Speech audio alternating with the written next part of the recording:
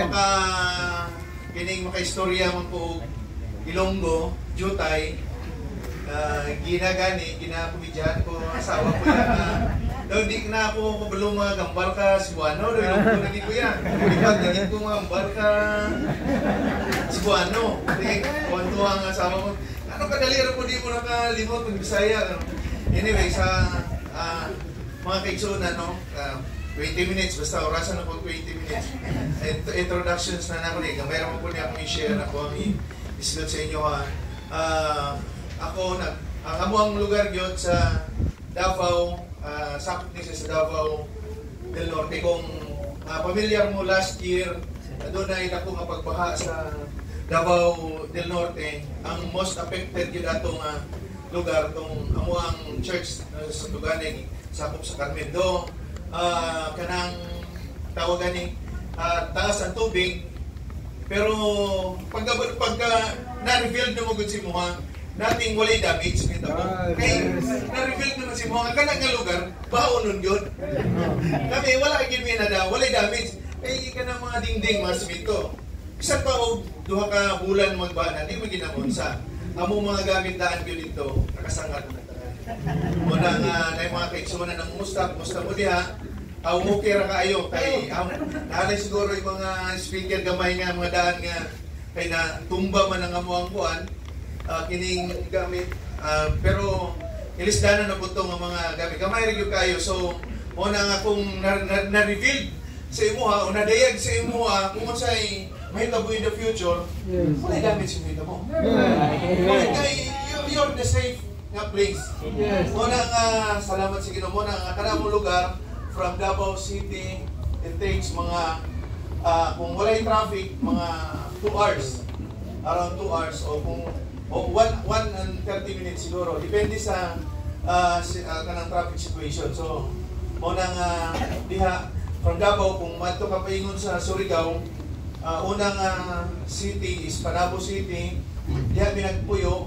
Pero ang mga church is sa next pang municipality is yung Carmen, Davao del Norte. Tuganay, ang mga isang address is Tuganay, Davao del Norte. O ang ministry po nga akong gibarugan, dati nasa kumamahan, kunya, sa po ang brother-in-law after na iyang gi-give up, kay principal mo po siya, dili niya, di siya makaserve 2 masters at a time. Kunya, kung gikan ko sa Manila, lugay po ko sa Manila. Ako matagal din ako sa Manila, Pastor.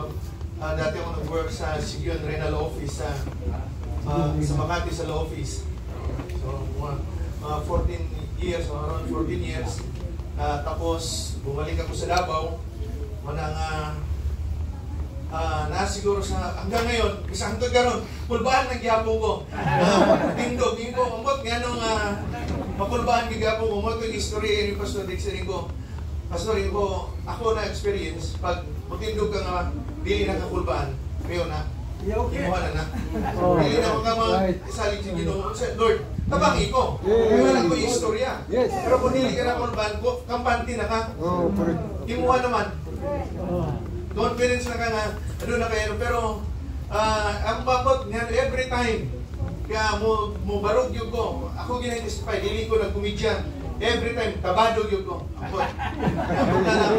na lang, karoon ka, pa-relax-relax para mawala-wala, kamay, total 20 minutes, 15 minutes, 5 minutes ako, so 15 minutes na lang. So, manindog kang tanan mga kaigsunan sa Makadyot, siguro kung ano nung may Biblia ako, mubo rin po niko, sarap po nang miabot sa buwang karoon nga kapunon at walang sinaraman sa akong likod siguro nga ako ang gusto nga i-share meaning Hebrews chapter 13 verse 8. Jesus Christ is the same yesterday, today, and forever. Let us bow our heads. Lord, hallelujah, nininga kapunan ng Diyos. Kung wala yung mga divine intervention, kulang ang among mga pagpanabot.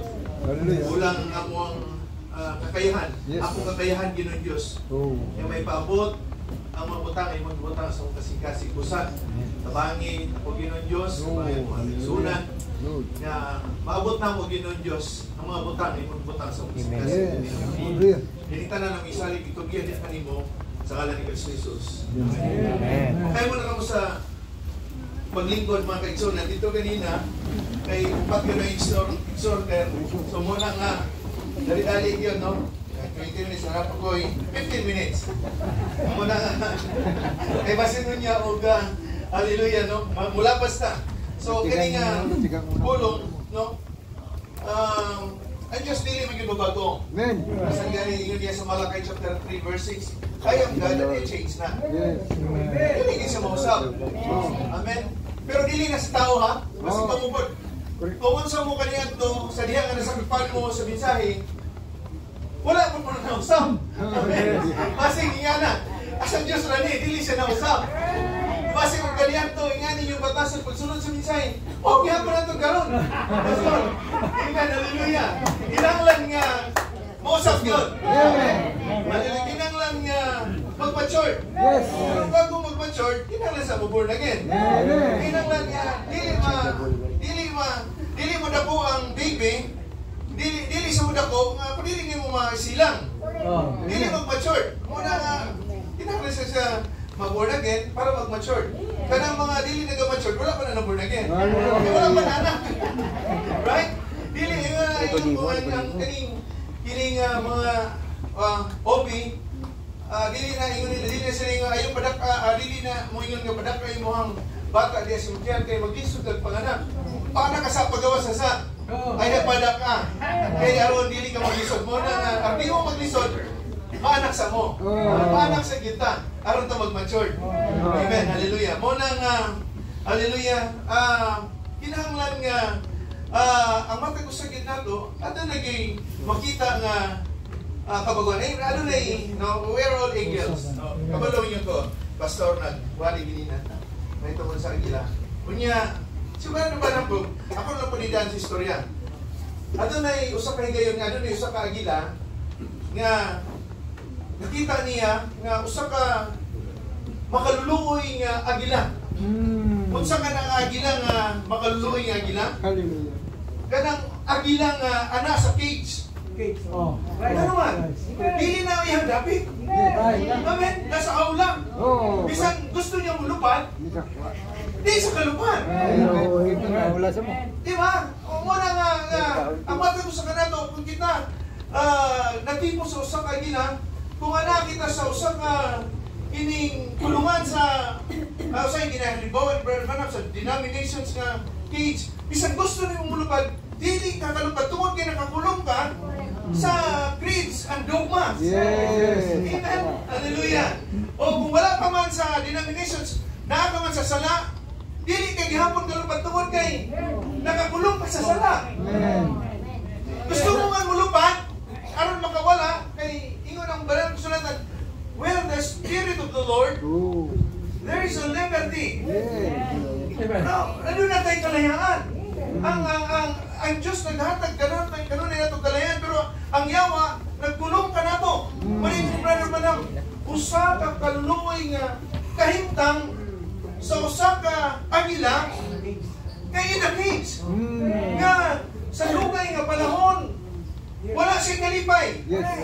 Amen. Wala siya'y kadaugan nga mangkon sa iyang balatian. Wala siya'y kadaugan sa iyang mga hinimuang nga mga sala. Gusto man niyang kumawala. Tungod kay walay usa ka tao nga mihimo sa pag-ampre aron siya makawala nga nakadapit. Hallelujah. Kaluoy yun nga gina. Hallelujah. Luwi kayo, di ba? Kita mo na nga, ano na kaya po kanito nga siya, pag makakita siya langgam, ito si, mabalo kailan mo na ni Pastor Isaias Gaway, pag makapalit siya, makakita siya doon, huwag ka ng langgam nga nasa bulungan, ginapalit niya o ginabuyan, kay maluwi din siya ba? Amen. Ana nga kahintang, no? Una nga, mga kaigsunan, ingana, kung i-describe ang ato ang dinabuhit kanyan to. Pero salamat sa Diyos nga naiabdan ka sa bulong. Naiabdan ka sa mensahe sa atong panahon. Nagpadala ang Diyos o propeta sa atong panahon aron makawala kita. Yan ang hawla. Aron mahimo na itong ihibang ipay-pay ang atong mga bako. Kaya ikaw usa ka gila. Wala ka na sa kulungan, wala ka na sa creeds and dogmas, sa denominations. You are free. Nata sa mensahe sa atong panahon. Pero, mga igsoon, ano na paghihapoy mas kaluluoy ng himtang. Kumanya na. Kabalo mo kung unsa? Kabalo kang unsa?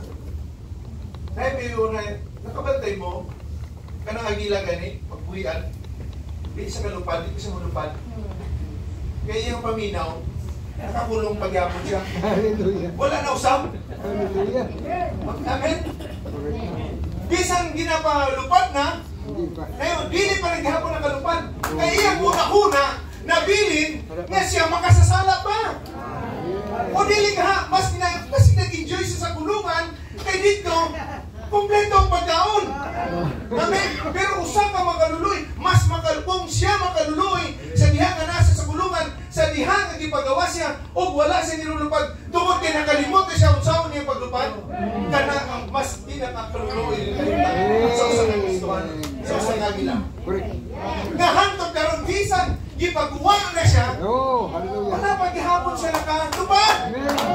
Wala pa gihapon siya nag-improve. Wala pa gihapon siya nabago. Usa ka makaluluoy nga kahimtang na sa gila nga may tabo. Sa usa ka Kristohanon, sa end-time message believer nga may tabo, nga hangtod karon dili pa gihapon niya mahimo nga madaog ang mga butang nga nagtulong kaniya sa iyang una. Apa na mensahe sa ito panahon, where the Spirit of the Lord, there is a liberty. Amen, hallelujah. Si Kristo, nagpagawas ka na ito, kaniyan ito. Hallelujah. In the cross of Calvary, gidaog niya na tanan. Amen, hallelujah. Gidaog niya na tanan, wala na gibilin. It is finished. Sa ano pa nga, dili na ito, igamitan ng atong mga lupad, atong mga pagpakaroon ng mulupad. Amen, hallelujah. Dili ito magpabilin. Kung ano na kay problema, kung ano na kay balatian, kung ano na tanan nga nasa mulo na karon, i-release mo na. Ipatuwa ka na. Ipatuwa ka na. Ang gila ka na, wala ka na sa gulungan. Amen, praise the Lord. Muna nga, hallelujah. Padayon ta, matod pa niling mensahe ni Brother Manang. Kinilang gusto na po niya basa niya.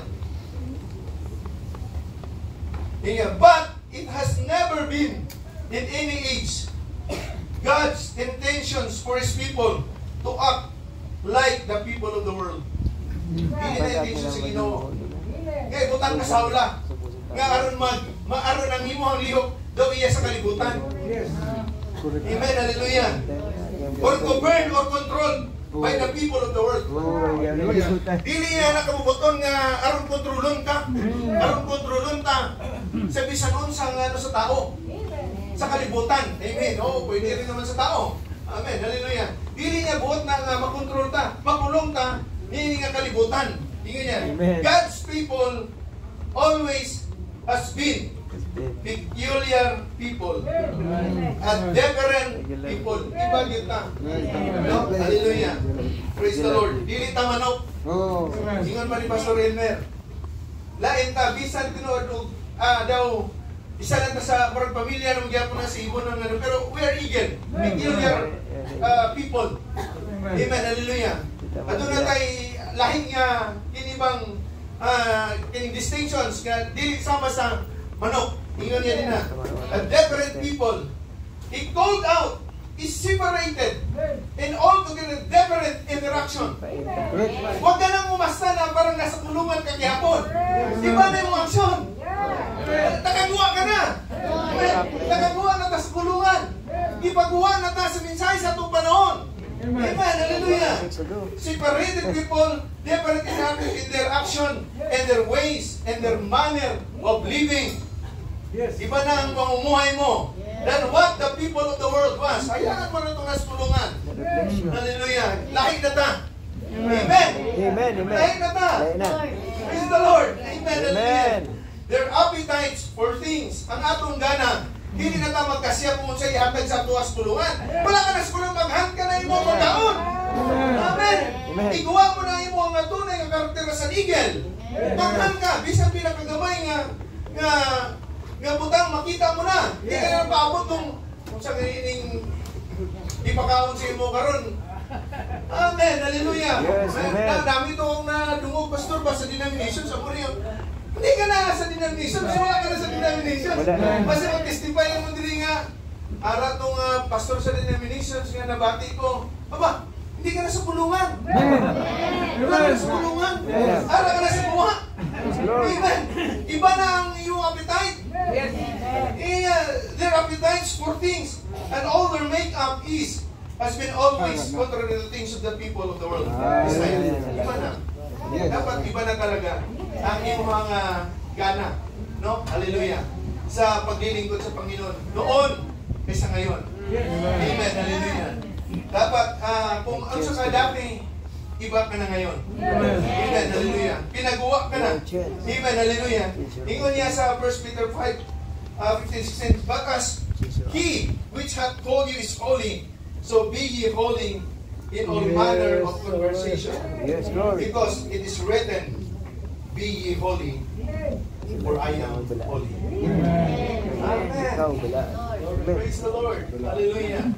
Hindi kita iba sa mensahe, hindi kita iba sa pulong. Amen. Hallelujah. Hindi nga panahon nga atong hallelujah, nung kabilangan, kita mo na karoon ng kalimutan. Wala ni Diyos. Hallelujah. Pero maayo gani kita. Kay nagapungko kita, naga-enjoy kita. Hallelujah. Sa pulong eagle food mismo. Amen. Hallelujah. Nag-iabot sa atong panahon. Hallelujah. Haliin kita. Nag-enjoy, nagapamati. And then, hallelujah, until, hallelujah, magatubo kita. Hallelujah, in the fullness na katulad ng Kristo. Kaya nga sabi niya, Christ, si Brother Banong, nagwali Christ in all ages. Ano ganyan, sabi ko nga, kung nagabasa ka mga mensahe sa itong panahon, kanunay niya ni ginabanggit ng Jesus Christ. Ako ni, search na almost every message niya, naaning Hebrews chapter 13 verse 8. Kaya iyan gusto, kaya kita, may tulad kita kay Kristo, Christ in you. Yes, Lord. No glory. Wala man kita ilahin nga, dili dapat lain ang ato ang nga kinabuhi kay Kristo. Si Kristo ang madayag. Kung si Kristo, gapon, nagapamati ko sa mga si Kristo in the Old Testament sa mga propeta, hallelujah, ganun din naman karon. Amen. Siya noon, siya pa rin ngayon. Saan siya makikita? Di sa ato nga mga tagsitagsa kinabuhi. Hindi nato makita sa aula, sa dinuwi. Wala! Amen, hallelujah. Hindi, wala na dito. Makita nato na dito sa aula, sa mga daw, pareha lang, tagas-bog, tagas, pero wala yung kinabuhi. Amen, hallelujah. Praise the Lord. So, dili lang nato na makita, Jesus Christ is the same Christ in all ages. Yes, Lord. Jesus Christ, di lang nasa ingon nga, itubag niya ako pag-ampo karon, dapat karon tubagon niya po, dapat sa ugma tubagon niya po. Ang kinabuhi na, ginisgutan niya. Kung siya noon, ma-identify mo gani ang pulong, pinagi sa kinabuhi. No, makita mo na. Hallelujah. Kasi ang Diyos na-identify. Hallelujah. Sa iya nga pulong. Amen. Muna nga, layo mo kami mga kaigsunan, aram sa Davao. Ingin na ako sa kumisis, pareho man lang ang Bacolod kagang Davao. Amen. Ang mga lugar, picture ko siya ko, ang color sa sagbot, ang color sa... Ako man lang yapon. Ang forma ka mga kaigsunan, kauturan ka ni, pareho lang din yapon. Ang mensahe nga ato na ginasalusaluhan, pareho lang walang kaibahan. Kaya naman, puntot mo. Praise the Lord. Isa lang yung target nato, isa lang yung paggawa nato. So, diligid magkaiba. Amen. Hallelujah. Muna nga, ingon ako sa kung ano, wala. Jesus Christ is the same yesterday, today, and forever. Muna nga, salamat gid sa panahon, salamat sa time, do mubo lang nga panahon pero gina-cherish ko nga panahon. Di ko ni malimtan nga naako karon sa inyo atubangan.